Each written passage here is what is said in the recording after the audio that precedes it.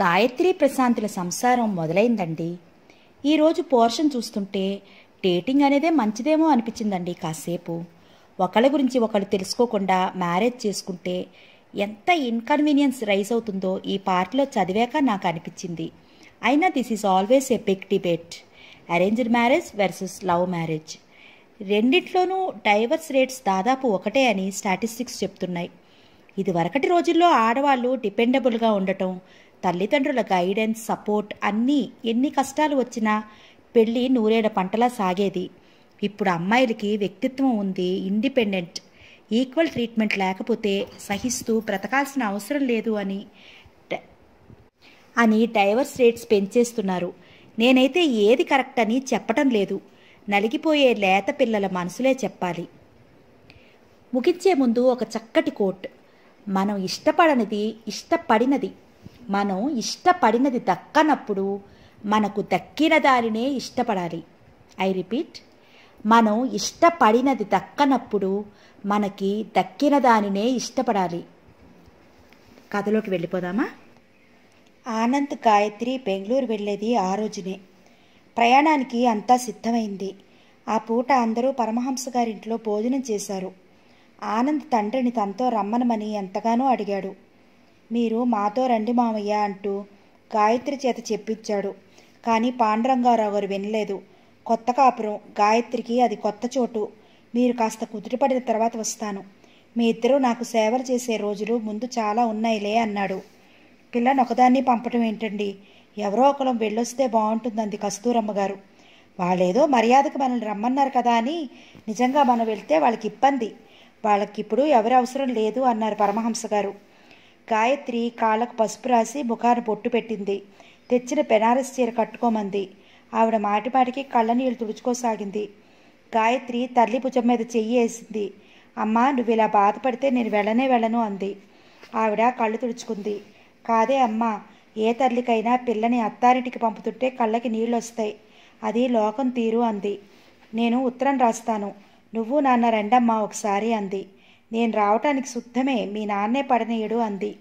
గాయత్రికి కూడా హఠాత్తుగా కళ్ళలో నీళ్లు తిరిగాయి. ఆవిడ మాటలు చేష్టలు చాలా చేదస్తంగా ఉంటాయి కానీ మనసు నవనీతం. పెట్టుపోతల విషయం వస్తే ఆవిడికి ఎవ్వరూ సాటిరారు. ఏంటిదంతా ఆలస్యం, అవతల ట్రైన్ టైం అవుతోంది. పరమహంస కేక పెట్టారు. అయిపోయింది నాన్న, నేను రెడీ అయ్యాను అంటూ గాయత్రి యువతలకు వచ్చింది. అక్కడ సూట్ కేసు ప్రక్కగా వరుసగా పెట్టుకున్న సామాను చూసి ఆనంద్ కనుబొమ్మలు చిట్లిచ్చాడు. ఇదంతా ఏంటి? ఏం లేదు, ఇదిగో ఇది ఆవకాయ జాడి, ఇందులో గోంగూర ఉంది, ఇవి అప్పడాలు, ఒడియాల ప్యాకెట్లు, ఈ కొత్త బిందిలో మినపసుండలు, చక్కెడాలు ఉన్నాయి, ఈ తాటాకు పుట్ట, చెలిమిడి, వెళ్ళగానే నలుగురు స్నేహితుల్ని పిలిచి పెట్టుకోండి. సరి ఈ లగేజ్ అంతా వెంట తీసుకెళ్లాలా? ఈ ఆవకాయ జాడి ఎక్కడన్నా పగిలితే? ఎందుకు పగులుతుంది, జాగ్రత్తగా కట్టించాను అందావిడ. ఆనంద్ దండం పెట్టాడు. అత్తగారు, ఇవన్నీ మా వల్ల కాదు, తీసి దాచి ఉంచండి, మీరు వచ్చేటప్పుడు పట్టుకొతురు గాని, మా సూట్ కేసులు తప్ప మాకు ఇంకేమీ వద్దు. అసలు నేను రావడం అనేది ఉందా అని ఆవిడ భర్త వైపు కోపంగా చూసింది. వెడుదుగానిలే, ఇంకేమైనా ఊరగాయలుంటే తయారు చేసి ఉంచు అన్నారాయన. పోనీ ఒక్క చలిమిడైనా తీసుకెళ్ళండి, ఈ ఆవకాయ ఒక్కటి మీకు బరువేం కాదు. జంతికలు అంటే గాయత్రికి ఇష్టం అంటూనే ఆవిడ సగం సామాను కారులో సర్దించింది. అందరూ తలొకటి చేతిలో పట్టుకుని కారులో కూర్చోవలసి వచ్చింది. కారు స్టేషన్కి వచ్చింది. వస్తాను డాడీ అన్నాడు ఆనంద్. వెళ్ళొస్తాను అన్నారాయన. సారీ, వెళ్ళొస్తాను. ఆనంద్ ముఖం క్షణంసేపు సీరియస్గా అయింది. చటుక్కున వంగి తండ్రి పాదాలకి దండం పెట్టాడు. ఇదేమిట్రా? ఎందుకో కానీ మీ ఆశీర్వాదం కావాలనిపించింది డాడీ. మీ అత్తగారికి మామగారికి కూడా నమస్కరించు అన్నారాయన. ఆనంద్ వెంట గాయత్రి కూడా దండం పెట్టింది. ఈ దండాల కార్యక్రమం ఇక్కడ మొదలెట్టారేంటి అన్నారు పరమహంస గారు. ట్రైన్ కదలటానికి సిద్ధంగా ఉన్నట్లు కూత వేసింది. ఆనంద్ ప్రశాంత్ దగ్గర క్షణం ఆగాడు. వెంటనే అతని గాఢంగా కౌగిలించుకుంటూ, ఒరేయ్ నాన్న జాగ్రత్తరా, నీకు అప్పగించి వెళ్తున్నాను రహస్యంగా అన్నాడు. ఏం పర్లేదు, నువ్వు నిశ్చింతగా వెళ్ళు అన్నాడు ప్రశాంత్. గాయత్రి, ఆనంద్ ఇద్దరు ట్రైన్ ఎక్కారు. ఓకే బాయ్, అత్తగారు వెళ్తున్నాం అన్నాడు ఆనంద్. అందరిలోకి ఆఖరిగా ప్రశాంత్ కనిపించాడు. అక్కడ ఉన్న వాళ్ళలో అతను పొడుగ్గా ఉండటంతో అతని చెయ్యే కనిపిస్తోంది. గాయత్రి, ఆనంద్ ఇద్దరు చేయి ఊపసాగారు. క్రమంగా రైలు దూరం అయిపోయింది. అందరూ తిరిగొచ్చారు. ఏంటో సందడంతా మూట కట్టుకుని తీసుకెళ్ళినట్లుగా ఉంది అన్నారు పరమహంస గారు. కస్తూరమ్మ గారు పెద్ద పెట్టున ఏడవసాగింది. ఏంటే నీ పిచ్చి? బెంగళూరు అంటే ఎంత దూరం? నీకెప్పుడు చూడాలంటే అప్పుడు చెప్పు. ప్లేన్ ఎక్కితే గంటలో బెంగళూరు వెళ్ళిపోతాం అన్నారు పరమహంస గారు. ఏం పెళ్ళో ఏంటో, ఒక్క ముద్దు ముచ్చట లేదు. నా తల్లికి ఏది సరిగ్గా జరగలేదు. అదా నీ బాధ?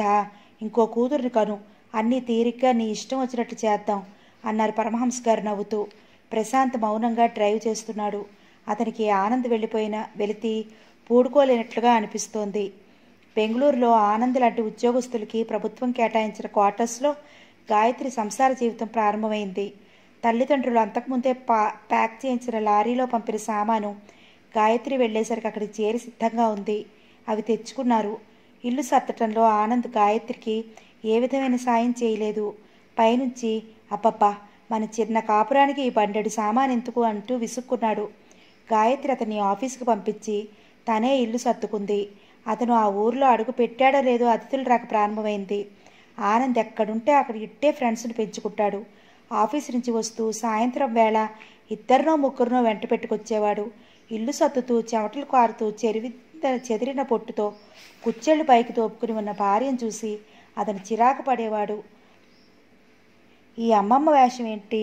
నేను వచ్చేసరికి నీట్గా ఉండకుండా అవతల ఫ్రెండ్స్ ఏమనుకుంటారు? వాళ్ళకి నువ్వు పని మనిషో భార్యో తెలియకుండా పోతుంది అనేవాడు.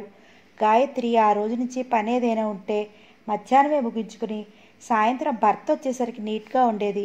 అతని తోటి ఆఫీసర్స్తో పాటు అప్పుడప్పుడు వాళ్ళ భార్యలు కూడా వచ్చేవాళ్ళు. వాళ్ళ ఇంటికి వీళ్ళని పిలిచేవాళ్ళు. గాయత్రి ఎప్పుడు ఎవరింటికి డిన్నర్కి వెళ్ళినా ఇంటికి రాగానే పెరుగన్నం తినేది.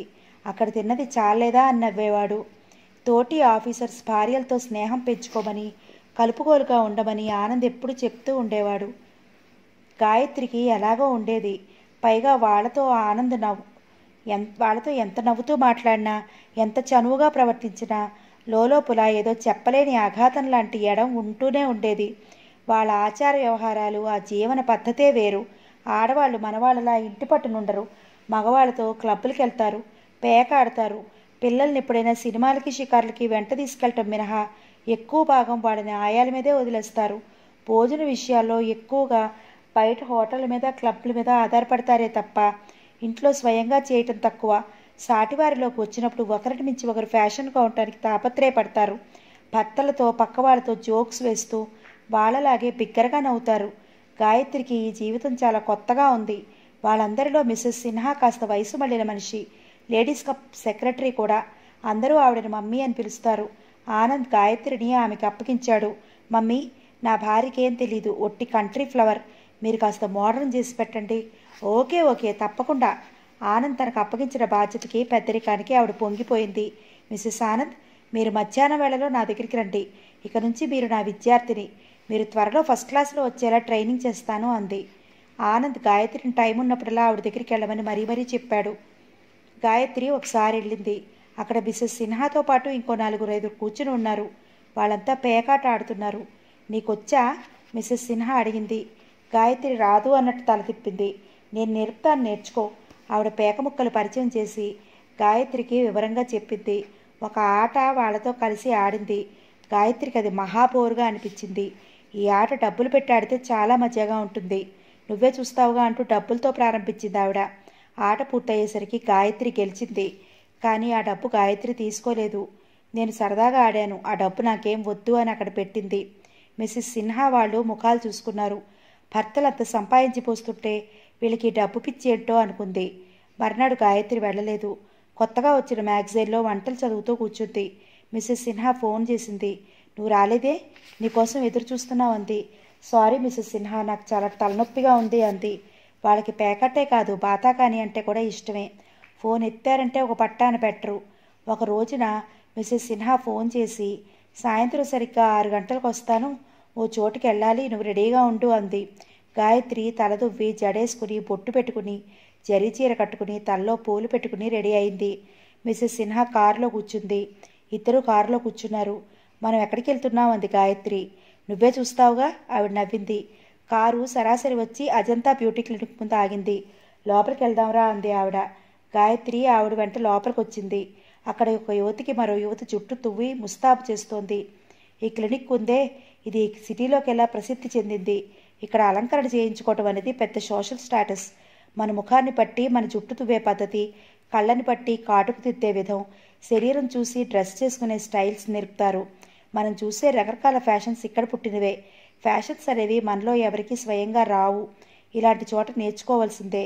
అదిగో చూడు, ఆ కుర్చీలో కూర్చుని చుట్టు తువ్వించుకుంటుందే, ఆవిడ ఛాతీ అంత అందంగా పైకెత్తుగా కనిపిస్తోందా? అది నిజమైంది కాదు, లోపల ప్యాడింగ్ ఉంది అని మిసెస్ సిన్హా రహస్యంగా చెప్పింది. చి, గాయత్రి అప్రయత్నంగా పమిటి సర్దుకుంది. ఇందులో తప్పేమీ లేదు. ఇదివరకు అందం భగవంతుడి వరం అనేవారు. ఇప్పుడు అదొక విద్య. అన్ని విద్యలతో పాటు అది మనం నేర్చుకోవాలి. ప్రకృతి మనకిచ్చిన వికృతం ఏదైనా ఉంటే చిన్న చిన్న సవరణలతో మనం సరిచేసుకుని అందంగా కనిపించవచ్చు. గాయత్రి వింటూ కూర్చుంది. చుట్టూ ముడివేయించుకున్న ఆవిడ ముస్తాబు పూర్తయి ఎత్తు చెప్పులు టకటకలాడిస్తూ వెళ్ళిపోయింది. మిసెస్ సిన్హా అక్కడ పనిచేసే ఆంగ్లో ఇండియన్ యువతికి గాయత్రిని పరిచయం చేసింది. ఆనంద్ గురించి చెప్పింది. గాయత్రిని ఫ్యాషనబుల్గా తయారు చేయమన్న అతడి కోరిక గురించి చెప్పింది. ఓ షూర్ అంది. ఆవిడ గాయత్రిని లేచి నిలబడమంది, వెనక్కి తిరగమంది, నడవమంది. గాయత్రి పొడిగాటి జడ చూసి, మీరు జుట్టు కత్తిరించుకుంటారా అంది ఇంగ్లీష్లో. నో, గాయత్రి అరిచినట్లుగా అంది. ఆవిడ జడ మీద చెయ్యి అయిపోతుంటే గాబరాగా లేడీలా దూరంగా జరిగింది. భయపడకండి, మీకు ఇష్టం లేకుండా మిమ్మల్ని సంప్రదించకుండా మేమేమీ చెయ్యం. గాయత్రి జడ ముందుకేసుకుని చేత్తో పట్టుకుంది. నాకు ఇలాగే బాగుంది, నాకే ఫ్యాషన్స్ అవసరం లేదు అంది. చూడండి, మీలాంటి అందమైన అమ్మాయిలు ఎప్పుడూ ఫ్యాషన్స్లో లీడింగ్గా ఉండాలి, కానీ ఇలా బెదరకూడదు. మిమ్మల్ని చూసి మిగతా అందరూ అనుకరించడానికి తహతహలాడాలి. మీరు ఈ గొలుసు ఎందుకు వేసుకున్నారు, ఈ రింగులు ఎందుకు పెట్టుకున్నారు? ఇవి ఫ్యాషన్కి ప్రతీకలే. సాంప్రదాయాన్ని అందరూ అనుకరిస్తారు, కానీ సాంప్రదాయాన్ని బాగా కొద్దిమందే సృష్టించగలుగుతారు. మీరు చిన్న చిన్న మార్పులతో ఇంకా ఎంతో అందంగా కనిపిస్తారు. నలుగురిలోకి వెళ్ళినప్పుడు మీరు అందంగా ఉంటే మీ భర్తకి ఎంత గర్వంగా ఉంటుందో ఆలోచించండి. మీరు చుట్టూ వదలండి. నేనేం కత్తిరించను. దాన్ని ఇంకా ఎలా బాగా అలంకరించుకోవచ్చో మీకు చూపిస్తాను. దాన్ని ఇష్టం లేకపోతే వదిలేద్దురు కానీ, ఎక్కువ టైం పట్టదు. ఇలా రండి, ఒక్క నిమిషం ఇలా కూర్చోండి అంటూ కుర్చీ చూపించింది. ఆవిడ తీయటి మృదువైన మాటల్లో ఏదో మంత్రం ఉన్నట్లుంది. ఇష్టం లేకపోయినా ఆవిడ చూపిస్తారన్న ఫ్యాషన్కి గాయత్రి మనసు మెత్తబడింది. వచ్చి కుర్చీలో కూర్చుంది. ఆవిడ గాయత్రి చుట్టూ విప్పింది. వెనక నుంచి దాని చివర్ల వరకు బాగా దువ్వింది. ముందుకు వచ్చి గాయత్రి తీసుకున్న మధ్యపాపిడి చెరిపేసి ఎడంపాపిడి తీసింది. కుడివైపు జుట్టుని నుదురు బాగా కనిపించేలాగా పైకి దువ్వి ఎడంవైపు క్రిందికి దువ్వింది. జుట్టు చివలని రబ్బర్తో బంధించి సగం వరకు మడత పెట్టి తీసుకొచ్చి పైకి పెట్టి అడుక్కి తోపి పిన్నులు పెట్టింది. ఇప్పుడు చూడండి. గాయత్రి గడ్డం పట్టి అద్దం వైపు తిప్పింది. అద్దంలో తన ప్రతిబింబం చూసుకున్న గాయత్రికి నోట మాట రానట్లయింది. తన ముఖం తనకే చాలా కొత్తగా ఉంది. సగం మడిచిన జుట్టు హఠాత్తుగా చూస్తే భుజాల దిగువ వరకు ఊరికే దువ్వి వదిలేసినట్లుగా ఉంది. పిన్నులు పెట్టడంతో అటు ఇటు కదిపినా కాస్త కూడా చెరగలేదు. పక్కపాపిడి తీసి పైకి తువ్వడంతో నుదురు, గెడ్డం, చెంపలు అందంగా కనిపిస్తున్నాయి. ఆవిడ గాయత్రి పెట్టుకున్న బొట్టు తీసి కనుబొమ్మల మధ్యగా గుండ్రని చిన్న పొట్టు పెట్టింది. కనుబొమ్మలకి కళ్ళకి పెన్సిల్తో టచ్అప్ చేసింది. గాయత్రి వయసు 5-6 సంవత్సరాలు తగ్గినట్లుగా పెళ్లి కాని పిల్లలా ఉంది. గాయత్రిని చూడగానే మార్వలెస్ అంది మిసెస్ సిన్హా. ఇక తీసేయండి అంది గాయత్రి. నోనో, ఇంటికెళ్ళి ఆనంద్కి చూపించిన తర్వాత కానీ తీయం, ఇప్పుడు కాదు అంది మిసెస్ సిన్హా. ఆంగ్లో ఇండియన్ యువతి అంది. చూడండి, మీరు ఈ రకంగా హెయిర్ స్టైల్ చేసుకున్నప్పుడు నల్లటి సాటిన్ స్లీవ్లెస్ జాకెట్ వేసుకుని డార్క్ కలర్స్లో ఏమైనా ప్రింట్ ఉన్న షిఫాన్ కానీ జార్జెట్ కానీ చీర కట్టుకుని మెడలో ఒక ముత్యాల గొలుసు వేసుకున్నారంటే ఇంకా అద్భుతంగా ఉంటారు అంది. ఈరోజే అలాంటి జాకెట్లకి ఆర్డర్ ఇస్తామంది మిసెస్ సిన్హా. గాయత్రి కుర్చీలో నుంచి లేచింది. ఆంగ్లో ఇండియన్ యువతి అంది. ముఖాన్ని బట్టి అలంకరణ. ఇది మీ ముఖానికి బాగుంది. రేపు ఇదే అలంకరణతో ఏ పార్టీలోనో ఎవరో మిమ్మల్ని చూశారనుకోండి, వెంటనే అది తమ కూడా కావాలని వస్తారు. ఆ అలంకరణ తమ ముఖానికి నప్పుతుందో లేదో ఆలోచించరు. వృత్తిరీత్యా మేము చెయ్యక తప్పదు. అప్పుడు ఇదే ఫ్యాషన్ వికృతంగా మారి చూసేవారికి ఏవగింపు కలుగుతుంది. కరెక్ట్ అంది మిసెస్ సిన్హా. మీరు ఇక నుంచి చేతులు లేని సాటిన్ జాకెట్లు వేసుకోండి. మీ చేతులు తెల్లగా పొడుగ్గా చాలా అందంగా కనిపిస్తాయంది. గాయత్రి ఇంటికి వస్తుంటే తనకి తానే మారినట్లుగా అనిపించసాగింది. మనసులో అలంకరణ వల్ల వచ్చిన ఇబ్బంది ఏం లేకపోయినా తన వ్యక్తిత్వం ఏదో పోగొట్టుకున్న బాధ కలగసాగింది. ఇద్దరు ఇంటికి వచ్చేసరికి ఆనంద్ వచ్చున్నాడు. ఆమెతో పాటు ఇంకో ఇద్దరు కూర్చునున్నారు అతడితో పాటు. ఆనంద్ వచ్చి తలుపు తీశాడు. గాయత్రిని చూడగానే ఆశ్చర్యపోయాడు.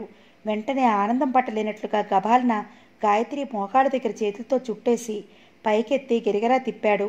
వచ్చిన వాళ్ళు కూడా గాయత్రిని ప్రశంసించారు. ఆనంద్, నేను అన్నమాట నిలబెట్టుకున్నానా? నీకు ఇప్పుడు తృప్తిగా ఉందా? అంది Mrs Sinha. Oh, thank you. Anand గాయత్రిని దించి ఆవిడ దగ్గరికి వచ్చి బొగ్గ మీద గట్టిగా ముద్దు పెట్టుకున్నాడు.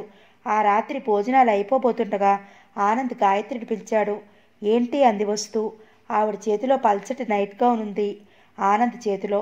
ఇది తెచ్చాను, వేసుకో అన్నాడు. చీ, నేనా? గాయత్రి కళ్ళు వెడల్పయ్యాయి. అందులో చీ ఏముంది, హాయిగా ఉంటుంది అన్నాడు అతను. నేను వేసుకోను, నాకు అసహ్యం. ఒళ్ళంతా కనిపిస్తూ చీత్కారంగా చూస్తూ అంది. గాయత్రి, ఇక్కడ అందరూ వేసుకుంటారు. నీకు అలవాటు లేక అలా ఫీల్ అవుతున్నావు. 2 రోజులుంటే నీకే హాయిగా ఉంటుంది. అతను ఎంత చెప్పినా వినలేదు. ప్రతిమలాడాడు. నిన్ను ఆ గౌన్లో చూడాలని సరదాగా ఉంది నాకు, వేసుకో అన్నాడు. చిచి, అవేం సరదాలు, వెధవ సరదాలు. వెధవ సరదాలా? నువ్వేం పరాయి వ్యక్తివా? నా భార్యవేగా అన్నాడు. భార్య అయితే మాత్రం మర్యాద అవసరం లేదా? అతడు గాయత్రికి నచ్చ చెప్పాడు.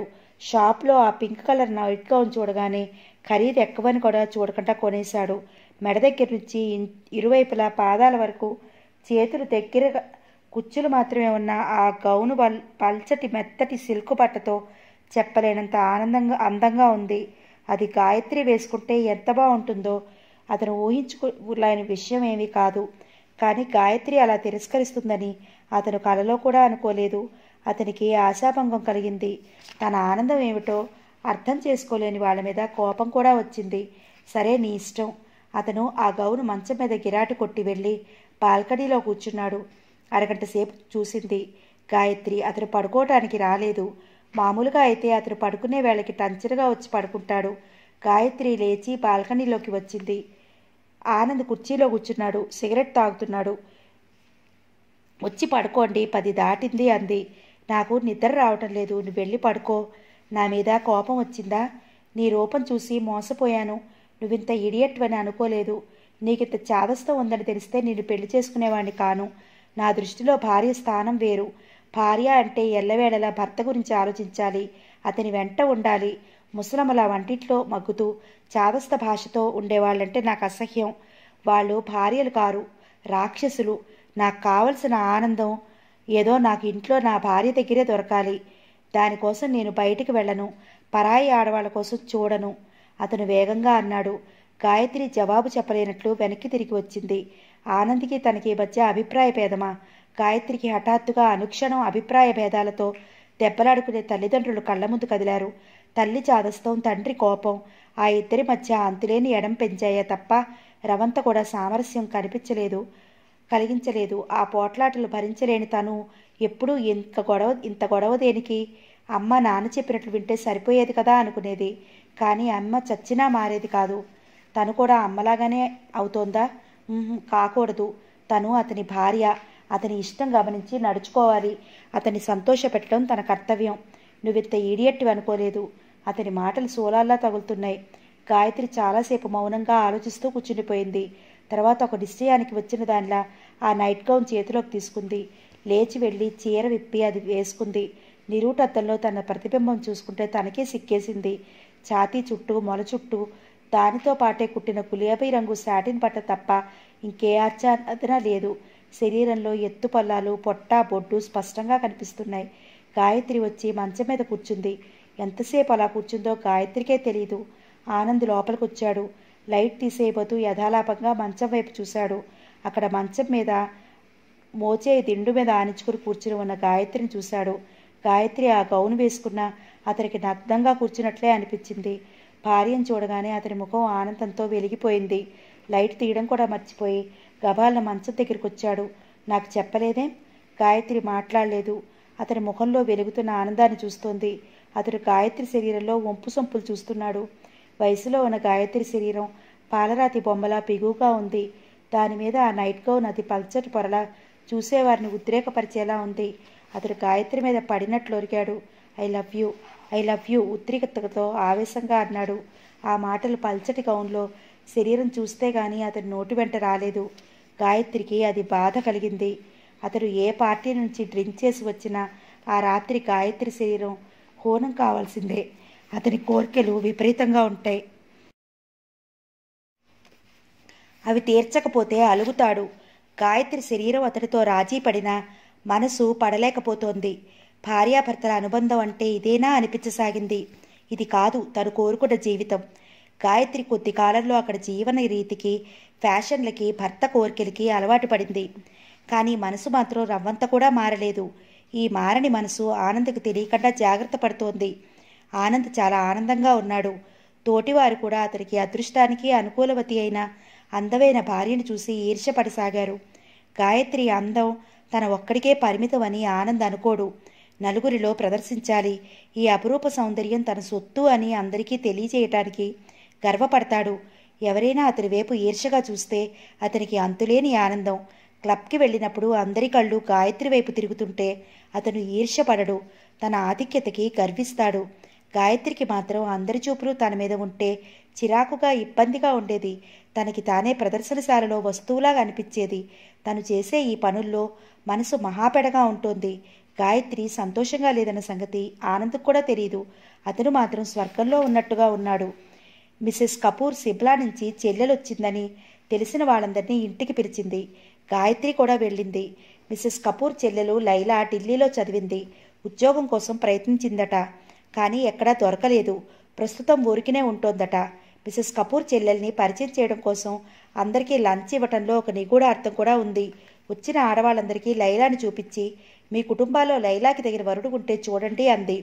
వరుడు ఎవరైనా పర్వాలేదు. మతం, కులంతో ప్రసక్తి లేదు. మంచి ఉద్యోగస్తుడైతే చాలు. అందరూ అలాగే తప్పకుండా చూస్తామని వాగ్దానం ఇచ్చారు.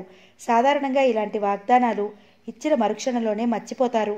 ఆదివారం అవటం వల్ల ఆనంద్ ఇంటి దగ్గరే ఉన్నాడు. లంచ్ అయిన తర్వాత కూర్చుని కబుర్లు చెప్పుకుంటుండగా ఇంటి దగ్గర నుంచి ఫోన్ వచ్చింది. గాయత్రి, మీ అమ్మ ఊరి నుంచి వచ్చింది, వెంటనే రా అని ఆనంద్ చెప్పాడు. నిజంగానా? ఇప్పుడే వస్తున్నాను అంది. అందరూ కార్డ్స్ ఆడటానికి కూర్చోబోతుంటే క్షమార్పణ చెప్పి ఇంటికి బయలుదేరింది. గాయత్రి ఇంటికి రాగానే కాలింగ్ బెల్ నొక్కింది. తలుపు తెరుచుకుంది. కొద్దిగా మాత్రమే తలుపు తెరిచి ముక్కుపుడక మెరుస్తుండగా ముఖం మాత్రం బయటికి పెట్టి వచ్చిన వ్యక్తి ఎవరా అని కస్తూరమ్మగారు తొంగి చూసింది. ప్రక్కపాపిడితో భుజాల క్రింద వరకు జుట్టు విరబోసుకుని, స్లీవ్లెస్ ఎర్రటి జాకెట్ వేసుకుని, ఎరుపు నీలం రంగులో పెద్ద పెద్ద పువ్వులున్న పల్చటి షిఫాన్ చీర కట్టుకున్న అమ్మాయిని ఆవిడ గుర్తుపట్టలేదు. మా అమ్మాయి ఇంట్లో లేదు, అల్లుడు గారు ఇప్పుడే బయటికి వెళ్ళారు, మీరెవరో గాని త్వరగా రండి గబగబా అనేసి దడాలను తలుపు మూసేసింది. గాయత్రి తెల్లబోయింది. వెంటనే ఫకాలు నవ్వేసింది. మళ్ళీ కాలింగ్ బెల్ నొక్కింది. ఈసారి ఆవిడ తలుపు తీయగానే నెట్టుకుని లోపలికి వస్తూ, అమ్మా నన్ను గుర్తుపట్టలేదా అంటూ గట్టిగా కౌగిలించుకుంది. కూతుర్ని చూసి తన కళ్ళను తానే నమ్మలేనట్లుగా కస్తూరమ్మగారు విస్తుపోయింది. నువ్వుటే? నేనింకా ఎవరో అనుకున్నాను. ఇందాక అచ్చు అలాగే ఉన్న ఇద్దరు అమ్మాయిలు వస్తే అల్లుడు గారు నువ్వు లేవని చెప్పి పంపేశారు. ఆయన ఇంత క్రితమే ఎవరో స్నేహితులు వస్తే వాళ్ళతో కలిసి బయటికి వెళ్ళారు. ఆవిడ కూతురిని మళ్ళీ ఎగాదిగా చూసింది. ఇదేం వేషమే నీకు అంటూ బుక్కలు నొక్కుంది. ఇది వేషం కాదమ్మా, ఫ్యాషన్. నా బొంద, కన్నతల్లిని నేనే గుర్తుపట్టలేకపోయాను. నేను ఇక్కడ కస్తూరమ్మ గారి అమ్మాయి గాయత్రిని కాదమ్మా, పైలట్ ఆనంద్ భార్యని, మిస్సెస్ ఆనంద్ని. నువ్వు నా పేరు చెప్తే ఎవరికీ తెలీదు. ఇదేం చిత్రం? పెళ్ళైతే మాత్రం ఉన్న పేరు పోగొట్టుకుంటారా? మాకు పెళ్ళిళ్ళు అవ్వలేదా? నీ కాలం వేరులే. అవును గాని నాన్నేరి? నువ్వెలా వచ్చావు? ఎప్పుడు బయలుదేరావు? నాకు కనీసం ఉత్తరమైనా రాయలేదే? గాయత్రి ప్రశ్నల వర్షం కురిపించేసింది. ఉత్తరం రాయటానికి నేను అనుకున్నది ఎప్పుడే? నిన్న మధ్యాహ్నం సుబ్బులత్తయ్య ఇక్కడున్న తమ్ముడి దగ్గరికి వస్తోంది. నన్ను కూడా రమ్మంది. మీ నాన్నేమో ఊళ్ళో లేరు. వెళ్ళటవా మానటవా అని సంశయించాను. చివరికి తెగించి ప్రయాణమయ్యాను. 4 గంటల బస్సుకు బయలుదేరాను. సుబ్బుల పిన్ని తమ్ముడు ఇక్కడికి వచ్చి దించి వెళ్ళాడు. అప్పా, ఎంత మంచి పని చేశావమ్మా. నిన్ను చూసి సంవత్సరాలు అయినట్టుగా ఉంది. గాయత్రి తల్లి మెడ చుట్టూ మళ్ళీ చేతులేసింది. కంటికి కనిపిస్తే ఇలా వేలాడుతున్నావు. నీకు అసలు అమ్మ అనేది ఉందని గుర్తుందా? ఎన్ని ఉత్తరాలు రాసాం. ఒక్కనాడైనా ఏ పండక్కైనా వచ్చావా? ఆయనకి సెలవు దొరకలేదమ్మా. ప్రతి పండక్కి మీరు వస్తారేమోనని ఆశపడేదాన్ని. బోరడని పిండి వంటలు చేసేదాన్ని. అన్నీ చివరికి ఎవరెవరికో పెడుతుంటే నా ప్రాణం ఉసూరుమనేది. నాదేం దురదృష్టమో గాని ఒక్క పిల్లని అన్న మాటే గాని ఒక్క ముద్దు ముచ్చట లేదు కదా. ఆవిడ కళ్ళంబడి నీళ్లు పెట్టుకుంది. గాయత్రి గొంతులో కూడా ఏదో అడ్డుపడ్డట్టే అయింది. రామ్మ లోపలికి, కాఫీ ఇస్తాను. గాయత్రి తల్లి చేయి పట్టుకుని లోపలికి లాక్కెళ్ళింది. పడగ్గదిలో వరుసగా ఉన్న సామాను చూసి తెల్లబోయి తల్లివైపు తిరిగింది. కస్తూరమ్మ గారు సంజాయిషి ఇస్తున్నట్లుగా అంది.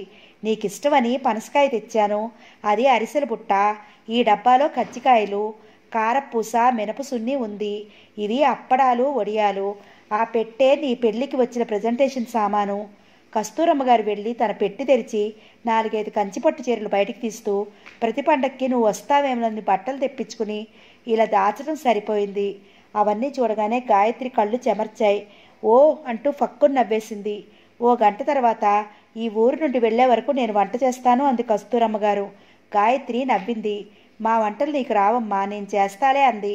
అదేంటే, పెద్దదాన్ని నేనుండగా, నేను లేకపోతే నీకెలాగూ తప్పదు. ఆవిడ బలవంతంగా వంటింట్లోకి వచ్చిందే గాని అక్కడ అంతా అయోమయంగా ఉంది.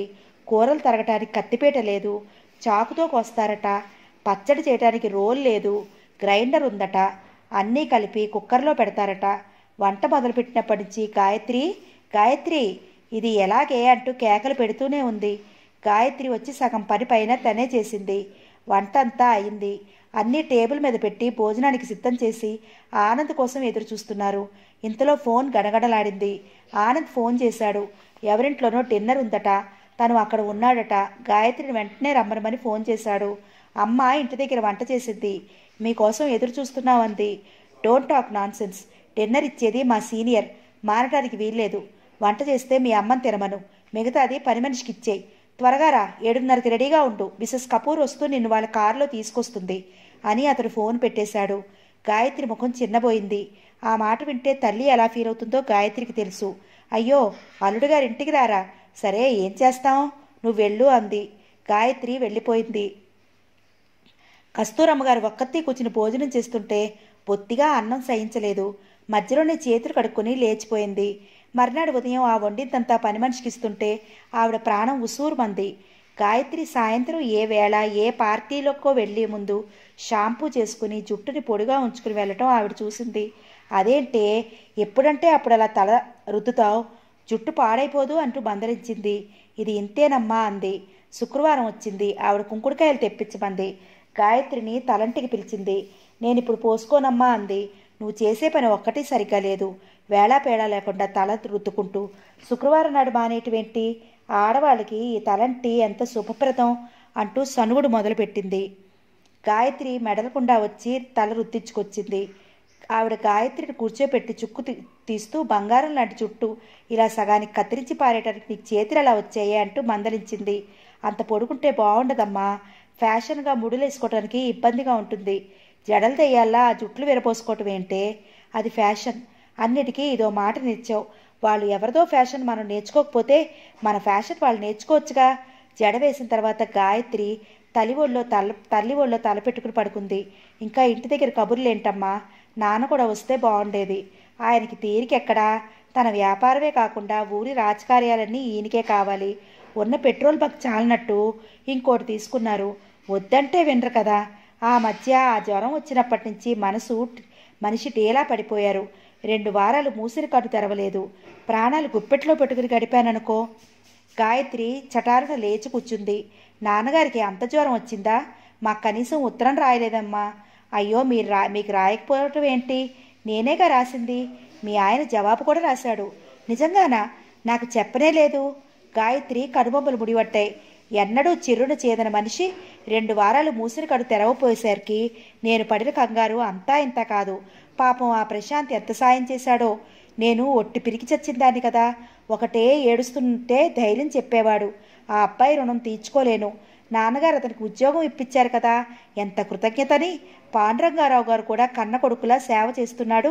మా 2 కుటుంబాలకి అతనే దీపంలా అయ్యాడు. గాయత్రి ఊకొడుతూ వింటోంది. ఎంత బుద్ధిమంతుడు అనుకున్నావు? లక్షలు కోట్లలో ఒక్కరు కూడా ఉండరేమో. అతనికి కాబోయే భార్య బంగారు పూలతో పూజ చేసి ఉంటుంది. నేను అతనికి చెప్పేశాను, నువ్వెక్కడా సంబంధాలు చూడకు, నీకు అన్ని విధాలా తగిన పిల్లని చూసి తెచ్చే బాధ్యత నాది అన్నాను. నవ్వి ఊరుకున్నాడు. నాకు ఇప్పుడప్పుడే పెళ్లి చేసుకోవాలని లేదండి, చేసుకోవాలనుకుంటే మాత్రం మీకు చెప్తాను అన్నాడు. అతని కోసం ఎంత కష్టపడి అయినా సరే మంచి పిల్లను వెతికి తీరుతాను. గాయత్రి చిరునవ్వు నవ్వింది. తల్లి చాదస్తం. ఆ మాటలు ఎంతో హాయిగా ఉన్నాయి. గాలిలో తిరిగి తిరిగి అలసిపోయి పిట్ట గూడుకు చేరి తల్లి రెక్క కింద వెచ్చగా ఒరిగినట్లుంది. ఆ రాత్రి గాయత్రి భర్తని తండ్రి సుస్థి గురించి అడిగింది. అదా, ఒట్టి జ్వరవేగా, అక్కడ ప్రశాంత్ ఉండనే ఉన్నాడయ్యే. ఏదైనా సీరియస్ అయితే ఫోన్ చేసి చెప్పమన్నాను. ఆ ఉత్తరం చూసి నువ్వు ఇక వెళ్తావని గొడవ చేస్తావని చెప్పలేదు. ఆనంద్ భార్య నడు చుట్టూ చేతులేశాడు. ఒక్కరోజు కూడా నువ్వు లేకుండా ఉండలేను అన్నాడు. కస్తూరమ్మగారు పని మనిషి వచ్చే వరకు ఆగదు. ఆ లోపల ఇల్లంతా సర్ది తనే ఒకసారి ఊడ్చేస్తుంది. వచ్చిన రోజే అడిగింది. నేను నీకు ఇచ్చిన దేవుడి ఫోటో లేవే, పెట్లో దాచానమ్మా.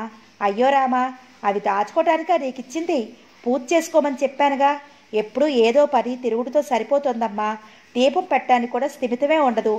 మొదట కొద్ది రోజులు పెట్టిన తర్వాత కుదరక తీసి దాచేశాను. పోనీ మనసులోనైనా దైవ ప్రార్థన చేసుకుంటున్నావా? అసలు ఆ సంగతి గుర్తుండదు. ఎప్పుడూ ఎవరో ఒకరు వస్తూనే ఉంటారు. బానే ఉంది వరుస, ఇదేం సంసారమే తల్లి అంది. మంచినీళ్ళ కోసం ఒకసారి ఫ్రిడ్జ్ తెరిచి ఆవిడ అక్కడున్న బాటిల్స్ చూసి, ఈ సీసాలేంటి అంది. అవి ముట్టుకోకమ్మా, అవి మీ అల్లుడివి, అక్కడ ఉంచు. పడగదిలో ఉన్న గాయత్రి కేక పెట్టింది. ఆవిడ వాటివైపు అనుమానంగా చూసింది. ఆవిడ అనుమానం ఆ సాయంత్రం తీరిపోయింది. ఆ సాయంత్రం ఎవరెవరో వచ్చారు. గాయత్రి సీసాలు, గ్లాసు, ఐస్ ముక్కలు తీసుకెళ్లి వాళ్ళకి అందించింది. కస్తూరమ్మ గారి ప్రాణం గిలగిల్లాడిపోయింది. ఇదేంటే ఈ ఘోరం? ఆ తాగుడు ఇంట్లోనా? నువ్వు నీ చేతులతో వాళ్ళకి అందివ్వడమా? ఈ రోజుల్లో ఇది మామూలేనమ్మా. ఆవిడ కూతురి ధోరణి నచ్చలేదు ఆవిడికి. అతనికి కాదని చెప్పాల్సింది పోయి నువ్వు అంత పాడితే ఎలా? అతనికి ఆ పాడలవాటు నువ్వు మానిపించాలి అంటూ కేకలు వేసింది. నీకు తెలియదమ్మా, కాదని నేను చెప్తే వినరు. ఆయన ఏది నా కోపం మానరు, నా కోసం మారరు. నేనే మారాలి.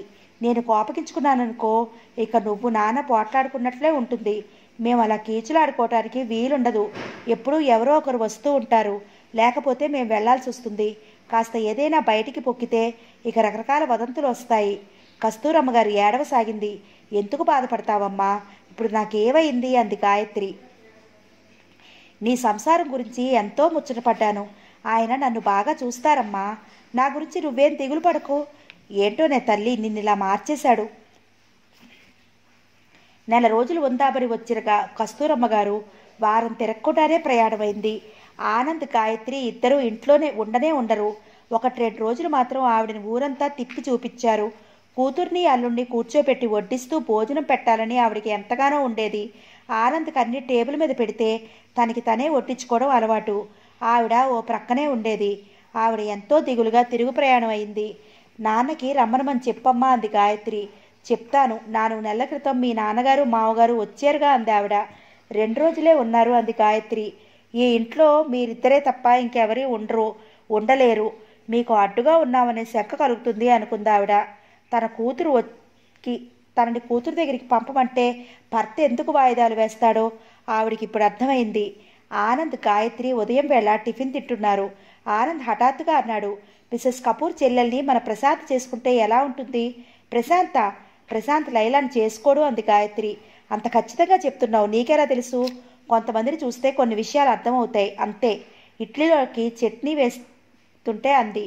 ప్రశాంత్ లైలాను చేసుకుంటానంటే నా ఊహ పొరపాటు అనుకుంటాను. మనమిద్దరం ఏదైనా బెట్ కట్టుకుందాం. నాకేం వద్దు బాబు అంది గాయత్రి. బెట్ అతనికి గెలిచాడంటే అతను ఏదైనా విపరీతమైన కోరిక కోరితే తాను తీర్చలేక సతమతం అవ్వాలి. ఇదివరకు చాలాసార్లు అనుభవం అయింది. ఆనంద్కు ప్రతి చిన్న విషయంలోనూ అందరితో బెట్ కట్టడం, విపరీతమైన కోరికలు కోరి ఎదుటివారిని ఇబ్బంది పెట్టి తమాషా చూడటం, ఆనందపడటం అతనికి ఓ సరదా. గాయత్రికి అతనిలో ఉన్న ఈ సరదా అంటే చాలా కోపం. చెప్పు, గాయత్రిని బలవంతం చేశాడు. నేను గెలిస్తే నాతో మీరు గుడికి రావాలి అంది గాయత్రి. నేను గెలిస్తే మీరు గుడికి రావద్దు, చాలా హాయి అయిన షరతు. ఆనంద్ ఒప్పుకున్నాడు. ఆనంద్ టిఫిన్ తినడం పూర్తి అవగానే లేచి రికార్డ్ ఆన్ చేశాడు.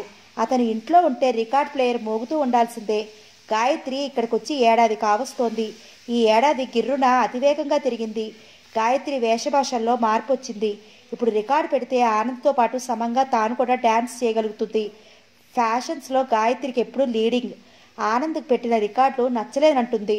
తీసి మరొకటి మార్చి పెడుతూ అన్నాడు, ప్రశాంత్ ఈరోజు వస్తున్నాడు, రమ్మనమని నిన్న టెలిగ్రామ్ ఇచ్చాను. ప్లేట్ సర్దుతున్న గాయత్రి ఉలిక్కిపడింది. టెలిగ్రామా? ఎందుకు? అంత అర్జెంట్ పని ఏమొచ్చింది అంది. లైలాను చూడటానికి పిలుస్తున్నాను. మామూలు పెళ్లి చూపులు అంటే వాడు రాడు. వాడు ఒంట్లో బాగాలేదని, నాకు ఒంట్లో బాగాలేదని హాస్పిటల్లో ఉన్నానని టెలిగ్రామ్ ఇచ్చాను. సాయంత్రానికి వాడు మన ఇంట్లో ఉండకపోతే చూడు. గాయత్రి గాబరాగా చూసింది. మీ నాన్నగారు ఎంత కంగారు పడతారో తెలుసా? ఆ మాత్రం నాకు తెలీదా? టెలిగ్రామ్ వాడు ఆఫీస్కి ఇచ్చాను. నాన్నకి చెప్పవద్దని కూడా అందులో రాశాను. లైలా వాడికి ఏమాత్రం నచ్చినా పెళ్లి సెటిల్ చేయిస్తాను. పెళ్లి ఇక్కడే చేసేద్దాం. లైలా వాడి భార్య అయితే చాలా బాగుంటుందని నాకుంది. ఎందుకంటే లైలా అన్నలు అక్కలు అందరూ మంచి మంచి ఉద్యోగాల్లో ఉన్నారు. వాడికి చాలా అండగా ఉంటారు. గాయత్రి విని ఊరుకుంది. సాయంత్రం అయింది. గాయత్రి గోల్డ్ పాలిష్ పూర్తి చేసి ఆరబెడుతూ సోఫాలో కూర్చుంది. ఇంతలో కాలింగ్ బెల్ మోగింది. గాయత్రి లేచి వెళ్లి తలుపు తీసింది. ఎదురుగా ప్రశాంత్ నిలబడి ఉన్నాడు. అతని చేతిలో సూట్ కేసు ఉంది. హలో అలవాటుగా అనేసింది గాయత్రి. అతను తెల్లబోయినట్లుగా చూస్తున్నాడు. గాయత్రి వేషభాషలు అతను చకితుడు చేసినట్లున్నాయి. లోపలికి రండి అంది. అతను లోనికి వచ్చాడు. ఆనంద్కి ఎలా ఉంది? పెట్టి క్రింద పెడుతూ అడిగాడు. అతని ముఖం చాలా ఆందోళనగా ఉంది. కొద్దిగా పర్వాలేదు, కూర్చోండి. సోఫా చూపించింది. అతను కూర్చున్నాడు. ఏంటి సుస్థి? కూర్చునే అడిగాడు. జ్వరం. ఆనంద్ ఆఫీస్కి వెళ్తూ చెప్పమన్నట్లు చెప్పింది. ఎన్నాళ్ళ నుంచి? 10 రోజుల నుంచి. ఏడి ఎక్కడున్నాడు? ఇక్కడ లేరు, హాస్పిటల్లో ఉన్నారు. అయితే నేను అక్కడికి వెళ్తాను. అతను చట్టుకొని లేచాడు. కూర్చోండి, కాఫీ తాగి వెళ్తురు గాని. ఇప్పుడు విజిటర్స్ని అలౌ చేయరు. నవ్వు దాచుకుంటూ అంది. అతను కూర్చున్నాడు. గాయత్రి లోపలికి వెళ్ళింది. కాఫీ కలిపి తీసుకొచ్చేసే వరకు అతను గదంతా పరిశీలిస్తున్నాడు. మామగారికి ఈ వార్త చెప్పారా? లేదు, చెప్పొద్దని టెలిగ్రామ్లో ఉంది. ఆఫీస్ పని మీద అర్జెంటుగా మెడ్రాస్ వెళ్తున్నానని బయలుదేరి వచ్చాను. అతని ముఖంలో ఆందోళన చూస్తుంటే గాయత్రికి జాలేసింది. ఆనంద్ క్షేమం పట్ల అతనికి ఎంత ఆదుర్దా ఉందో అర్థమైంది. ఇంతలో కాలింగ్ బెల్ మోగింది. గాయత్రి వెళ్ళి తలుపు తీసింది. ఆనంద్ లోపలికి వచ్చాడు. ఆనంద్ చూడగానే ప్రశాంత్ కాఫీ తాగుతున్న వాడల్లా ఆ పని మర్చిపోయినట్లుగా నిలబడ్డాడు. అతను తన కళ్ళను తనే నమ్మలేకపోతున్నాడు. ఆనంద్ అన్నాడు. అప్పటికే ఆనంద్ అతని దగ్గరగా వచ్చాడు. అతన్ని గాఢంగా కౌగలించుకున్నాడు. పకపకా నవ్వేశాడు. గాయత్రి కూడా నవ్వింది. నవ్వుతూ నా భార్యాపిత్తలిద్దరిని అతను అయోమయంగా చూడసాగాడు. ఏంట్రా ఇది? ఎందుకిలా చేశావు? నువ్వు బాగానే ఉన్నావుగా, ఎందుకిలా హడలు కొడుతూ టెలిగ్రామ్ ఇచ్చావు అన్నాడు. గాయత్రి ఆనంద్ ఇద్దరూ ముఖాలు చూసుకున్నారు. మళ్ళీ ఫక్కుని నవ్వారు.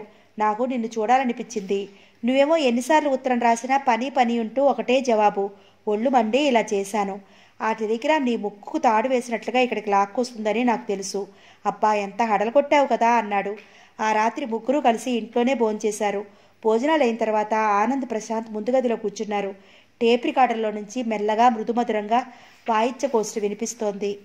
కాఫీ. మన వాతావరణానికి ఇక్కడికి చాలా తేడా ఉంది. ఈ ఇల్లు చూస్తే వాడికి వేరే లోకంగా ఉంది అన్నాడు ప్రశాంత్. నువ్వు కూడా మాతో ఉండిపో ఇక్కడే అన్నాడు ఆనంద్.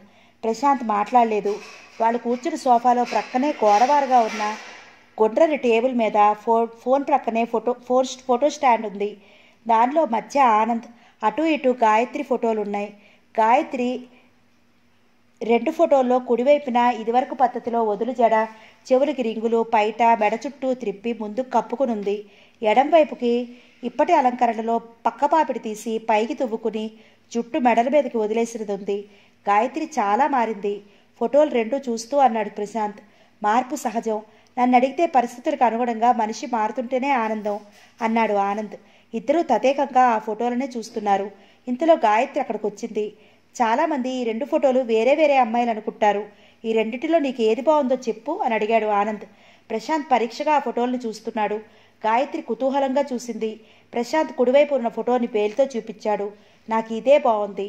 నువ్వు ఒట్టి సనాతనుడివి, అందుకే అది నీకు నచ్చింది. నాకు ఇదే బాగుంది. ఫ్యాషన్గా గ్లామరస్గా ఎంత బాగుందో అన్నాడు ఆనంద్. అది నిజమే, కానీ ఈ ఫోటోలో ఈ కళ్ళల్లో ఉన్న ప్రశాంతత, ఆకర్షణ ఆ కళ్ళల్లో లేదు. ఇది చాలా సహజంగా ఉంది. అది నేను ఫ్యాషన్గా ఉన్నాను అనే భావన మనసులో ఉన్నట్లుగా ఉంది. గాయత్రికి గొంతులో ఏదో అడ్డుపడ్డట్టే అయింది. కళ్ళల్లోకి అప్రయత్నంగా నీళ్లు ఉబికి వచ్చాయి. చప్పున పని ఉన్నట్లుగా అక్కడి నుంచి కిరుక్కున వెనక్కి తిరిగి వెళ్ళిపోయింది. కొద్దిసేపు ఆనంద్ ప్రశాంత్ ఇద్దరు పరమహంస గారికి వచ్చి తగ్గిన సుస్థి గురించి, పాండురంగారావు గారి గురించి, ప్రశాంత్ ఉద్యోగం సాధక బాధకాల గురించి మాట్లాడుకున్నారు. ఎలాగొచ్చావురా? ఎలాగూ వచ్చావుగా. ఇక్కడ నాకు తెలిసిన ఒక అమ్మాయి ఉంది. చూడు, నీకు నచ్చితే పెళ్లి చేసుకుందాం కానీ అన్నాడు. నేనా? పెళ్ళా? ఇప్పుడు ఆ ఉద్దేశమే లేదు అన్నాడు. మొదట పిల్లని చూడరా, తర్వాత మాట్లాడుకుందాం అన్నాడు. నేను రేపు ఊరు వెళ్ళిపోతాను అన్నాడు ప్రశాంత్. నోరు మూసుకో, వారం 10 రోజుల వరకు మాట్లాడొద్దు. నేను కూడా సెలవు పెడతాను, మైసూర్ ఊటీ వెళ్ళొద్దాం అన్నాడు. 26వ తారీఖున మా మ్యారేజ్ డే, నువ్వు మా అతిథి దేవుడివి అన్నాడు. ప్రశాంత్ మాట్లాడలేదు. ఆ రాత్రి గాయత్రి పడుకుంటే ప్రశాంత్ మాటలే పదే పదే చెవుల్లో మారుమోగసాగాయి. ఈ ఫోటోలో ఈ కళ్ళల్లో ఉన్న ప్రశాంతత, ఆకర్షణ ఆ కళ్ళల్లో లేవు. ఇది చాలా సహజంగా ఉంది. ఆ మాట ఎంత నిజం. ఆనంద్ తన్ని ఎంతో బాగా చూస్తున్నాడు. తనకి దేనికి కొరత లేదు. కానీ మనసులో మాత్రం ఏదో వెలితి. నిన్న మిసెస్ వర్మ ఇంటికి వెళ్ళింది. వాళ్ళ పెళ్ళయి ఏడాది అయింది. అప్పుడే ఒక పాప. ఆనంద్కి పిల్లలంటే ఇష్టం లేదు. అప్పుడే ఎందుకు ఈ జంజాటం అంటాడు. గాయత్రి నిట్టూర్చింది. అంతా అతనిష్టమే. ఆ ఇష్ట ప్రకారం తను అన్నీ సమ్మతిస్తుంటే ఈ సంసారం అన్యోన్యంగా చూడముచ్చటగా సాగిపోతూ ఉంటుంది. ప్రశాంత్ ఎంత వద్దన్నా ఆనంద్ వెళ్ళలేదు. మిసెస్ కపూర్ కుటుంబంతో పరిచయం చేశాడు. అత్యంత అధునాతనంగా వాగుడుకాయలో ఉన్న లైలా ధోరణి ప్రశాంత్కి ఏమాత్రం నచ్చలేదు. ఆడపిల్లకి అందం తెచ్చే సౌమ్యత కానీ, స్త్రీ సహజమైన సంకోచం కానీ ఆ అమ్మాయిలో నామమాత్రంగా కూడా లేవు. మిసెస్ కపూర్కి ప్రశాంత్ అతని ఉద్యోగం కూడా బాగా నచ్చాయి. మిస్టర్ ఆనంద్, మీ ప్రశాంత్తో మా లైలా పెళ్ళైతే మన 2 కుటుంబాలు మరీ దగ్గరవుతాయి అంది. షూర్ షూర్, మా వాడికి నేను ఎంత చెప్తే అంత, నా మాట కాదనడు అన్నాడు ఆనంద్.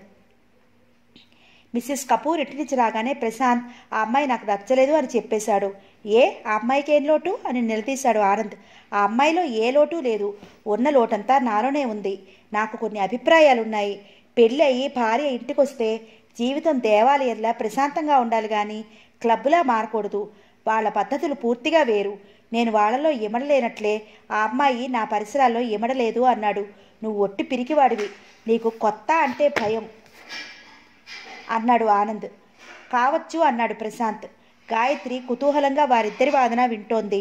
ప్రశాంత్ అన్నాడు, ఆనంద్, మన వాళ్ళు పెళ్లి నిర్ణయించే ముందు వధూవరుల అందచందాలు, స్థితిగతులు చూస్తారే గాని వాళ్ళ మనసులు కలుస్తాయా లేదా అని చూడరు. అందుకే పెళ్ళైన తర్వాత ఒక్కొక్క సంసారం ఒడిదుడుకల నావైపోతుంది. పెళ్ళైన తర్వాత జీవితాంతం కలిసి కాపురం చేయబోయే ఆ ఇద్దరి అభిరుచులు కలుస్తాయో లేదో మొదటే చూడాలి. నా పెళ్లి విషయంలో నేను పిల్ల అందచందాల కంటే గుణగణాలకే ఎక్కువ ప్రాధాన్యత ఇస్తాను. భార్యాభర్తలు ఒకరికొకరు తోడుగా ఉండాలంటే శారీరకమైన అందం కంటే మానసికమైన అవగాహన చాలా అవసరం. నీ మొహం, నువ్వొక చాదస్తపు మనిషివి. జీవితంలో ప్రతిదీ అంత సీరియస్గా తీసుకుంటే ఎలా? నీకు చివరికి ఏ అమ్మమ్మ లాంటి అమ్మాయో దొరుకుతుంది. నా మనస్తత్వం అదే అయితే నాకు ఆ వ్యక్తితో సుఖం లభిస్తుంది. నువ్వు అనవసరంగా భయపడుతున్నావు. 4 రోజులు కలిసి వాళ్ళతో తిరిగితే నీకు జంకంతా పోతుంది. ఆనంద్ తన కుర్చీ వెనుక నిలబడిన గాయత్రి చెయ్యి 2 చేతులతో అందుకుని తన ఛాతీ మీద పెట్టుకుని, గాయత్రిని చూడు, మారిపోలా, మేమెంత హాయిగా ఉన్నాం అన్నాడు. ఆనంద్కి అభిముఖంగా ఉన్న ప్రశాంత్ కళ్ళెత్తి గాయత్రి వైపు చూశాడు. క్షణంసేపు ఇద్దరి చూపులు కలుసుకున్నాయి. ప్రశాంత్ నోరు తెరిచి ఏదో చెప్పబోయి ఆగాడు. చెప్పు, జంకుతాయే. నువ్వు బాధపడనంటే ఒక మాట చెప్తాను. చెప్పు, ఏంటి? గాయత్రిలో నాకు ఒరిజినాలిటీ ఏదో పోయినట్టే ఉంది. అదేంటి? ఒరిజినల్గా ఉన్న పెయింటింగ్కి దాన్ని కాపీ తీసి ఫోటోకి ఉన్న తేడాయే. 2 ఒకే రకంగా ఉంటాయి. దేని అందం దానికే. కాపీ కానీ పెయింటింగ్లో ఉన్న ఒరిజినాలిటీ ఫోటోకి రాదు. నీ మాటలు నాకు అర్థం కావు. నువ్వు 4 రోజులు వాళ్ళతో కలిసి తిరిగితే నీ అనుమానాలన్నీ పోతాయి అన్నాడు. వద్దురా, వాళ్ళ పద్ధతులు నేర్చుకోవటం కోసం నేను వాళ్ళతో తిరగలేను. నా భార్య నా ఇంటికి వస్తుందే కానీ నేను నా భార్య ఇంటికి వెళ్ళను కదా. నా మనసు తెలిసి నన్ను ఇష్టపడే అమ్మాయిని నేను చేసుకుంటాను. అప్పుడు నా కోసం ఆ అమ్మాయి కానీ ఆ అమ్మాయి కోసం నేను కానీ మారనవసరం లేదు. గాయత్రికి ప్రశాంత్ మాటలు ఎంతో నచ్చాయి. పెళ్లి గురించి అతడు చెప్పిన సత్యాలు అక్షరాలా తన జీవితానికి అన్వయించినట్టుగా ఉన్నాయి. అతనంటే గౌరవం ఏర్పడింది. ప్రశాంత్ అంత నిర్మోహమాటంగా లైలా నచ్చలేదని చెప్పగానే ఆనంద్ నిరుత్సాహపడ్డాడు. ప్రశాంత్ వద్ద నుంచి ఇలాంటి సమాధానం వస్తుందని అతను ఆశించలేదు. మిసెస్ కపూర్కి ఏం సమాధానం చెప్పటవా అని సంశయంలో పడ్డాడు. మిసెస్ కపూర్ అతన్ని ఊపిరి ఆడనేయలేదు. ఏమన్నాడు? పెళ్లి ఎప్పుడు నిర్ణయం చేసుకుందాం అని తొందర పెట్టసాగింది. ఆనంద్ ఆవిడని నిరాశపరచలేకపోయాడు. మిసెస్ కపూర్తో అన్నాడు, మా వాడికి మీ చెల్లెలు నచ్చింది, కానీ వాడు కాస్త బెదురు మనిషి. లైలాకి తను తగనేమోనని భయపడుతున్నాడు. వాడిక్కడ 2 వారాల పాటు ఉంటాడు. అవసరమైతే ఇంకా కొన్ని రోజులు ఉండేలా నేను చేస్తాను. ఈ లోపల మీ చెల్లెల్ని వాడిని కలిసి తిప్పుదాం. లైలాని వాడితో చనువుగా మసిలి వాడి భయం పోగొట్టమనండి. లైలా అయితే ఉన్న ఆ సంకోచం పోతే ఇక ఈ పెళ్లి ఖాయమైనట్లే అనుకోండి. ఈ పెళ్లి స్థిరపడాలంటే అది లైలా వాడికి మచ్చిక చేసుకోవడంలోనే ఉంటుంది. మిస్సెస్ కపూర్ అతి శ్రద్ధగా ఆనంద్ చెప్పిన మాటలు వింది. తప్పకుండా మిస్టర్ ఆనంద్, మీరు చూస్తారుగా, ఈరోజే మా లైలాకి అతనితో ఎలా మెలగాలో నేర్పుతాను అంది. ఆ రోజు నుంచి ప్రశాంత్కి బాధలు ప్రారంభమయ్యాయి. లైలా ఏకాగ్రత అంతా అతని మీదే కేంద్రీకృతమైంది. ఎక్కడికి వెళ్ళినా ఆనంద్, ప్రశాంత్, గాయత్రిలతో పాటు లైలా కూడా వచ్చేది. సినిమాకి వెళ్తే ప్రశాంత్ పక్కనే కూర్చున్నది. సినిమా చూస్తూ విరగబడి నవ్వేది. మధ్య మధ్యలో ప్రశాంత్ తల మీద భుజం ఆనిచ్చేది. ఏడుపు దృశ్యాలు వస్తే తన జేబురుమాలు కాకుండా అతని జేబురుమాలు అడిగి తీసుకుని కళ్ళొత్తుకునేది. కారులో వెళ్తుంటే అతని ప్రక్కనే అతనికి ఆనుకుని కూర్చునేది. ఏదో పని మీద గాయత్రికి ఫోన్ చేసి ప్రశాంత్ని పిలవమనేది. భోజనాల టైంలో మా అక్క పంపింది అంటూ ఏదో ఒక వంటకం పట్టుకొచ్చేది. రాను రాను ఆ అమ్మాయిని తప్పించుకోవడం ప్రశాంత్కి ప్రాణం మీదకి రాసాగింది. ఆ అమ్మాయి వస్తోందని తెలిస్తే పారిపోయేవాడు. ఆనంద్కి ఇదంతా చాలా సరదాగా ఉంది. అతనికి ఎప్పుడూ ఇలాంటి ఆట ఏదైనా ఉండాలి. గాయత్రికి కూడా ప్రశాంత్ అవస్థ చూసి నవ్వొచ్చేది, జాలి వేసేది. ఆ రోజు లైలాని గాయత్రి భోజనానికి పిలిచింది. ప్రశాంత్ ఇప్పుడే వస్తాను అని వెళ్ళాడు. సాయంత్రం వరకు రాలేదు. హోటల్లో భోజనం చేస్తానని చెప్పాడు. మిసెస్ కపూర్ కొత్తగా వచ్చిన సినిమా టికెట్ రిజర్వ్ చేయించింది. ముగ్గురిని రమ్మనమని ఆహ్వానించింది. తీరా సినిమాకి బయలుదేరిన తర్వాత నాకు తలనొప్పిగా ఉంది, రాను అన్నాడు ప్రశాంత్. మిగతా అందరూ సినిమాకి వెళ్ళారు. లైలా నేరుగా ఇంటికి వచ్చేసింది. మీరు వెళ్ళలేదుగా, నేను వెళ్ళలేదు అంది. ప్రశాంత్కి ఆ 3 గంటలు నరకం అయిపోయింది. ఆనంద్ వాళ్ళు ఎప్పుడొస్తారా అని ఎదురు చూస్తూ నెత్తిన చేతులు పట్టు కూర్చున్నాడు. గాయత్రి, ప్రశాంత్ల మధ్య ఈ లైలా గొడవతో అరమరికలు పోయాయి. ఇద్దరూ చనువుగా మాట్లాడుకోసాగారు. గాయత్రి, నీకు పుణ్యం ఉంటుంది. ఆ లైలాని నా దరిదాపులకు రానియకు. ఆనంద్ నా మీద కొదిలాడు. నేను వెళ్ళిపోతాను మొర్రో అంటే నీ మ్యారేజ్ డే అంట. దానికి ఉండకుండా ఎలా వెళ్తావంటాడు. గాయత్రి నవ్వింది. ప్రశాంత్, గాయత్రి ఇద్దరు కూర్చుని స్నేహితుల్లా మాట్లాడుకున్నారు. ఆనంద్ చిన్నప్పుడు కూడా అందరినీ తమాషా చేసి ఎలా ఆటలు పట్టించేవాడో కథలుగా చెప్పి గాయత్రిని నవ్వించాడు. గాయత్రి మాటల మధ్యలో అంది, ప్రశాంత్, అమ్మ నీ గురించే ఎప్పుడు చెప్తూ ఉండేది. నాన్నగారు సుస్థి పడినప్పుడు చాలా సాయం చేశావట. నేను చేసిందేముంది? నేను ఈ రోజున నిశ్చింతగా ఉన్నానంటే అది మీ నాన్నగారు చేసిన ఉపకారమే. నువ్వు ఇలా ఉంటే నాకెంతో సరదాగా ఉంది. మన వాళ్ళెవరూ రానే రారు. మామగారు, నాన్నగారు ఒకసారి వచ్చారు. వారం రోజులు కూడా ఉండలేదు. అమ్మ వచ్చిందంటే ఉన్నన్ని రోజులు ముళ్ళ మీద ఉన్నట్టే ఉంది. వాళ్ళకి ఇక్కడ వాతావరణం నచ్చినట్టు లేదు. అవును, మన కుటుంబాల్లో ఉండే తీరుకి ఈ తీరుకి చాలా తేడా ఉంది. గాయత్రి, నువ్వు చాలా మారావు. అయినా ఈ మార్పు అందంగానే ఉంది. నువ్వు ఈ పరిస్థితులకి సరిగ్గా అతికినట్టు ఉందే తప్ప ఎబ్బెట్టుగా లేదు. గాయత్రి ముఖం హఠాత్తుగా సీరియస్ అయింది. కళ్ళల్లో దిగుల్లాంటిది కనిపించింది. ఆనంద్ కోసం నేను మార్పు అంగీకరించాల్సి వచ్చింది. అతని ఆనందం కోసం నేను ఇలా మారినా ఇందులో నాకు తృప్తి లేదు. నాకు నేనుగా లేను, ఒక బొమ్మనిలా అనిపిస్తుంది.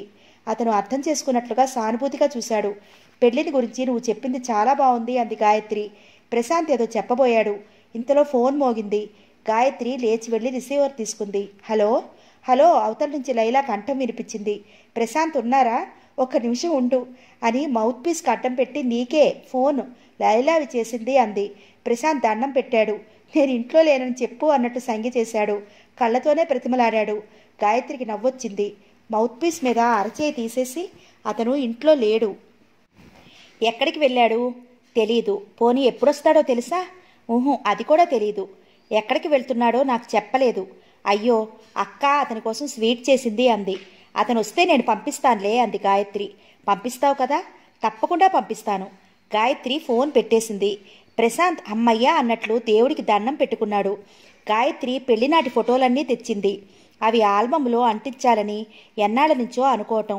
కానీ వీలు కుదరలేదు. ప్రశాంత్ వాటిని పట్టుకురమ్మన్నాడు. ఇద్దరూ వాటిని ఏరి వరుసగా ఆల్బంలో అతికించసాగారు. ఇద్దరూ క్రింద తివాసీ మీద కూర్చున్నారు. గాయత్రి ఫోటోలు వరుసగా ఇస్తోంది. అతను కార్నర్స్ పెట్టి అతికిస్తున్నాడు. ఆ పెళ్లి ఫోటోలన్నీ ప్రశాంత్ తీసినవే. వాటిల్లోని ఒకటి తీస్తూ ఇది చాలా బాగుంది అన్నాడు. గాయత్రి అతి మామూలు అలంకరణలో ఉంది. ముఖం ఎత్తి నవ్వుతోంది. గాయత్రి ఆ ఫోటోని చేతిలోకి తీసుకుని చూసింది. ఇది చూస్తే నేనేనా అని ఆశ్చర్యం కలుగుతోంది అంది. ఇంతలో కాలింగ్ బెల్ మోగిన చప్పుడైంది. గాయత్రి లేచెల్లి తలుపు తీసింది. ఎదురుగా లైలా నిలబడి ఉంది. ఆ అమ్మాయి చేతిలో టిఫిన్ బాక్స్ ఉంది. హలో అంది. గాయత్రి క్షణంసేపు కంగారు పడింది. తల తిప్పి భుజం మీదుగా ప్రశాంత్ వైపు చూసింది. అతని ముఖం వెలవెలా పోతోంది. అరే, ప్రశాంత్ ఇంట్లోనే ఉన్నాడా అంటూ లోపలికి వచ్చింది. ఆ నడకలో ఆ వయ్యారమే వేరు. లైలాను చూడగానే అతని ముఖంలో చిరునవ్వు ఎగిరిపోయింది. లైలా చేతిలో ఉన్న టిఫిన్ బాక్స్ గాయత్రి చేతికి అందిస్తూ, స్వీట్లు మీకు ఇచ్చి రమ్మంది అక్క అంది. గాయత్రి అది తీసుకుని లోపలికెళ్ళింది. ప్రశాంత్, నువ్వు ఇంట్లోనే ఉన్నావా? గాయత్రి నువ్వు లేవని చెప్పింది అంది ఫిర్యాదుగా. అతను దిక్కులు చూస్తున్నట్లుగా కూర్చున్నాడు. ఏ సాకుతో అక్కడి నుంచి పారిపోవాలా అని అతని మనసు ఆతృత పడుతోంది. ఇదిగో లైలా, ఈ స్వీట్ తీసుకెళ్ళి అతనికివ్వు. వంట ఇంట్లోంచి గాయత్రి కేక పెట్టింది. వస్తున్నా. లైలా లోపలికొచ్చింది. లైలా ప్లేట్లో స్వీట్ పెట్టుకుని మంచినీళ్ళ గ్లాస్తో వచ్చేసరికి ప్రశాంత్ అక్కడ లేడు. ఏడి, ఎక్కడికి వెళ్ళాడు? ప్రశాంత్ ప్రశాంత్ అంటూ ఇల్లంతా వెతికింది. ఎక్కడా అతని జాడే లేదు. గాయత్రి కూడా వెతికింది. అతను చెప్పులు లేవు. అతను బయటికి పారిపోయాడని గాయత్రి అర్థం చేసుకుంది. ప్రశాంత్ కోసం చాలాసేపు చూసి వెళ్ళింది లైలా. ఆ రాత్రి భోజనాల దగ్గర ఇది విని ఆనంద్ విరకబడి నవ్వాడు. గాయత్రి చిరుకోపంగా చూసింది. మీకు నవ్వులాటగానే ఉంది. పాపం, నాకు ఆ అమ్మాయిని చూస్తే జాలేస్తోంది. మీరు ప్రశాంత్ చేసుకోనన్నాడని చెప్పక దాచి ఉంచి వాళ్ళని అనవసరంగా ఏడిపిస్తున్నారు అంది. గాయత్రి, ఆ సమస్య నేనే తీర్చేశానులే. నేనే మిస్సెస్ కపూర్కి మీ చెల్లెల్ని చేసుకోనని లోకల్ డెలివరీలో ఒక ఉత్తరం పడేశాను. ఎప్పుడురా? ఈరోజు సాయంత్రమే. లైలాని చూడగానే బయటికి పారిపోయి నేను చేసిన మొదటి పని అదే. చూసావు కదరా, వాళ్ళు నా మాట మీద చాలా చంపావు కదరా. వాళ్ళు నా మాట మీద చాలా ఆశ పెట్టుకున్నారు. ఇప్పుడు నా మాట కాస్త ఒట్టిదైపోయింది అన్నాడు ఆనంద్. నేను మొట్టమొదటే ఈ సంబంధం చెప్పగానే లైలా ప్రశాంత్కి నచ్చదని చెప్పేశాను అంది గాయత్రి. చెప్పావులే మహా, వాడి సంగతి నాకంటే నీకెక్కువ తెలిసినట్టుంది. ఆనంద్ చిరాకు పడ్డాడు. పెట్ సంగతి మర్చిపోకండి, గుర్తు చేసింది గాయత్రి. కోపంగా చూశాడు. మీరు గెలిస్తే నేను మీ కోరిక నెరవేర్చుకోరా? ఇప్పుడు నేను అన్నమాట తీర్చాల్సిందే. గాయత్రి పంతం పట్టింది. వాళ్ళిద్దరి తర్కం విన్న ప్రశాంత్ అదేమిటి అని అడిగాడు. గాయత్రి చెప్పింది. గుడికే ఉంది, రేపు వెళ్ళొచ్చు అన్నాడు ఆనంద్. ఈ ఊర్లో గుడి కాదు, మనం ఎట్లాగో మైసూర్ వెళ్తున్నాగా, అక్కడి నుంచి శృంగేరి వెళ్దాం అంది. శృంగేరియా? ఆ పేరే నేను వినలేదు అన్నాడు ఆనంద్. నేను విన్నాను అంటూ ప్రశాంత్ దాని ప్రశస్తి గురించి చెప్పసాగాడు. 26వ తేదీన మ్యారేజ్ డే అవగానే మర్నాడు బయలుదేరి మైసూర్ వెళ్ళి అక్కడి నుంచి శృంగేరి వెళ్ళేటట్లు నిర్ణయం అయింది. గాయత్రి మనసు చిన్నపిల్లల సంబరంతో ఈ ప్రయాణం కోసం ఎదురు చూడసాగింది.